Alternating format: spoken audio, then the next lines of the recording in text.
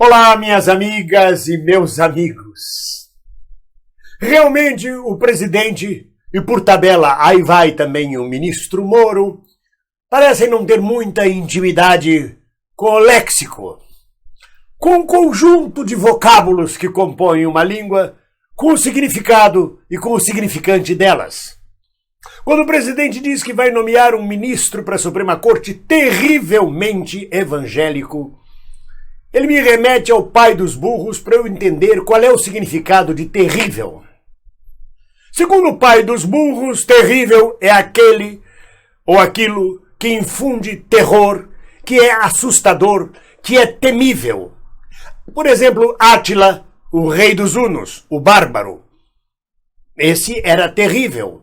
Nero era terrível. César, que mandou abrir a barriga da própria mãe para ver de onde ele tinha nascido, era igualmente terrível. Hitler também era terrível. E Torquemada, o padre mor da Inquisição, era terrível. Será então que se nós levarmos ao pé da letra o pronunciamento do presidente, nós teremos isto? Um pastor brandindo uma cruz de um lado e com a outra mão segurando um garrote. Terrivelmente evangélico. Será que vai passar a ser este o conceito de justiça para a mais alta corte do país? Bom, há uma coisa boa nesta diatribe do presidente, porque o presidente vive de diatribes. Cada hora ele solta uma coisa que provoca uma discussão, uma cortina de fumaça na nação. Se discute aquela bobagem, aquela besteira, mobiliza as sumidades, a intelectualidade do país para rebater os legisladores, os juristas, e depois passa. Mas há uma coisa boa nisso, porque se ele abre caminho para nomear um ministro terrivelmente evangélico, está aberto o caminho para nomear também um ministro terrivelmente católico, outro terrivelmente rabino e até um terrivelmente babalaô, batendo tambor dentro do Supremo Tribunal Federal. Ah, vai ser fantástico. Eu, para dizer a verdade, já não gosto quando se usa muito o advérbio. Terrivelmente, tremendamente, irremediavelmente. Isso eu já acho desagradável na pronúncia da língua. Quanto mais terrivelmente. Ter ministros do Supremo evangélicos, umbandistas, católicos, ateus, é normal. O Estado é laico, o ministro não é obrigado a ser laico. Ele vai ter que julgar com laicidade. Mas ele pode ser a religião que ele quiser. Mas não há necessidade urgente de que se haja nomeado um ministro terrivelmente evangélico. É muito curioso isto. Que ele nomeie o ministro, que seja até evangélico, um pouco me importa se é evangélico, se é católico, se é umbandista, como eu já disse aqui. Mas parece que ele quer debochar da gente, debochar do Estado laico, debochar de tudo, dizendo, eu vou nomear um ministro terrivelmente evangélico. O que significa isso? Por que esta provocação? A não ser por prazer. Ele se diverte brincando de reizinho. Aliás, parece que a gente está vivendo realmente uma farsa passada num reino de papelão, com um rei de farsa. Divertido, se não fosse trágico. Que agora, por exemplo, resolve nomear o filho embaixador do Brasil nos Estados Unidos. Eu sei que é triste, mas eu não consigo deixar de rir. Você imagina o tamanho do nepotismo? Passa por cima de qualquer carreira diplomática e coloca, não, meu filho, por que não pode ser meu filho? É meu filho, é pessoa de confiança. Ele é competente para isso. Não precisa fazer Itamaraty, não precisa ter curso de diplomacia, não precisa ter maturidade. Basta esperar que ele faça 35 anos para poder ter o direito de ser nomeado embaixador.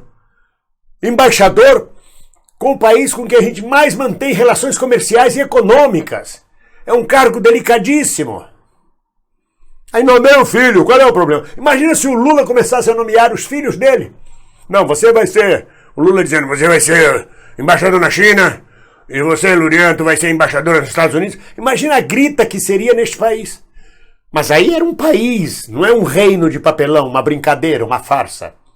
Porque, como eu digo, é divertido. Se não fosse trágico. Parece, o que é o interessante, que eu admiro no Bolsonaro, é a falta de pudor. Que é uma coisa que eu aprendi muito com Bibi Ferreira. Ela dizia, tenha pudor, se recolha. Não, Ele faz o que ele tem vontade de fazer e passa por cima de qualquer órgão e fala o que quer. Ele não tem o republicanismo do Lula, o republicanismo da Dilma, o republicanismo do Fernando Henrique. Nenhum destes nomeou nenhum parente para cargo algum. Nenhum destes teve o despudor de escolher ministros, reitores a seu bel prazer. Não, chama ele que é sargento da Polícia Militar, meu amigo, bota ele na Casa Militar, pronto. Todos seguiram um republicanismo, uma lista tríplice, um nome para escolher, o primeiro nome da lista. Com ele, não. Não, mas vou nomear minha amiga, porque para ser reitora, que eu conheço ela, tá ok? E isso é divertido. Ele consegue ser despudorado. E com isso ele abre caminho para que os futuros presidentes também possam usar desse despudor. Eu acredito, se nós olharmos os Estados Unidos, que nós vamos encontrar ministros da Suprema Corte profundamente conservadores e que o povo americano sabe que aquele ministro é conservador, que tem ideias claras sobre o aborto, que tem ideias claras sobre o mundo gay. Contrárias ao aborto, contrário ao casamento gay. Mas faz parte de um equilíbrio de uma corte, de uma Suprema Corte, de uma nacionalidade. Esse despudor do Bozo abre caminhos futuros para qualquer despudor. Nós passamos a ser uma nação que, se é que se pode hoje chamar o Brasil de nação, passamos a ser despudorados. Você tem um ministro da Justiça cujas conversas, manipulações vêm a público e ele diz, não, eu nunca disse isso, eu nunca falei isso. E se eu falei isso, é porque isso está equivocado, naturalmente foi editado, não foi bem. Quer dizer, eu nunca falei, mas se eu falei... Então é um despudor. Em qualquer país do mundo ele já teria pedido seu afastamento, sua licença. Aqui não, é um despudor total.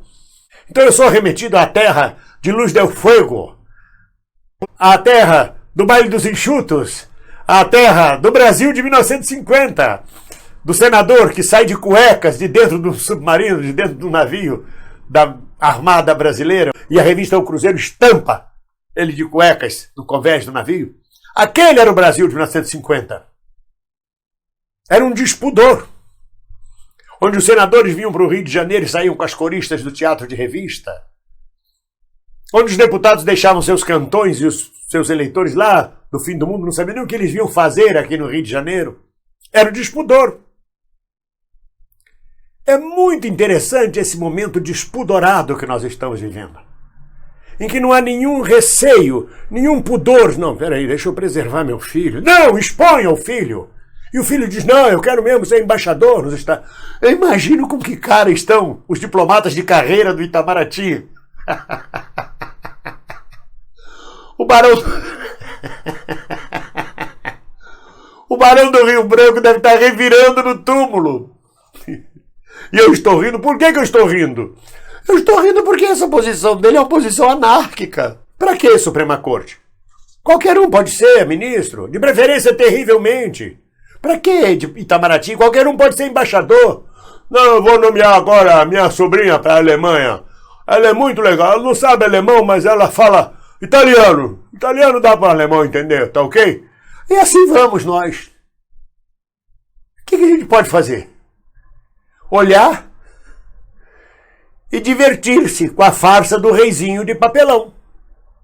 O que me admira apenas é a composição militar deste governo, de uma instituição que julga-se profundamente séria, e embora reformados, continuam sendo militares. E o que fazem lá? Perderam o pudor também? Bom, talvez estejamos todos nós nos transformando em terrivelmente despudorados. Um abraço. Olá, você gostou desse vídeo? Gostou desse canal? Então inscreva-se no nosso canal. Inscreva-se e não esqueça, depois de se inscrever, de tocar no sininho.